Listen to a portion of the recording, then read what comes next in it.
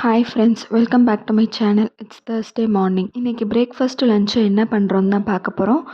So first lunch start பண்ணிவிட்டேன். உருண்டை குழம்பு செய்ய போகிறேன். அதுக்கு கடாயில் எண்ணெய் ஊற்றி கடுகு சீரகம் போட்டு தாளிச்சிட்டு வெங்காயம் தக்காளி போட்டு வெங்காயம் தக்காளி நல்லா வதங்கவும் அது கூட குழம்பு மிளகாய்த்தூள் 3 ஸ்பூனும் புளி கரைச்சி ஊற்றிக்கணும். அதுக்கப்புறம் கடலைப்பருப்பு நான் ஊற வச்சுருந்தேன். அது கூட கொஞ்சோண்டு மிளகாய்த்தூளும் உப்பு சீரகம் போட்டு அரைச்சிக்கணும்.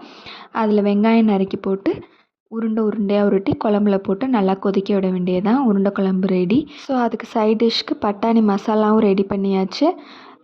காலையில் பிரேக்ஃபாஸ்ட்டுக்கு களி தான் செய்ய போகிறேன். ஸோ அதுக்கு 4 பங்கு பச்சரிசி 1 பங்கு உளுந்தை நல்லா வறுத்து பொடி பண்ணி வச்சுக்கிட்டேன். ஸோ குக்கரில் 1 பங்கு அரிசிக்கு 3 பங்கு தண்ணி ஊற்றிட்டு அது கூட கொஞ்சம் எண்ணெயும் சேர்த்துக்கிட்டேன். அப்புறம் இந்த அரைச்சதில் 2 ஸ்பூன் மாவு போட்டு ஃபஸ்ட்டு கிண்டிக்கணும். அதுக்கப்புறமேல் தண்ணி நல்லா கொதிக்கவும் மீதமுள்ள மாவெல்லாம் போட்டு நல்லா கைவிடாமல் கிண்டினா கெட்டி வராது. அந்த ஃபஸ்ட்டு 2 ஸ்பூன் மாவு போட்டுக்கிறது கெட்டிப்படாமல் இருக்கிறதுக்காக தான். அதுக்கப்புறம் குக்கரை க்ளோஸ் பண்ணி ஒரு 10 to 15 மினிட்ஸ் சிம்மில் வச்சிடணும். இப்போ என் பையனோட டிஃபன் பாக்ஸ் பேக் பண்ணியாச்சு. உருண்டை குழம்பு சாதம், தயிர் சாதம், அப்புறம் பட்டாணி. இந்த காம்போ சூப்பராக இருந்துச்சு.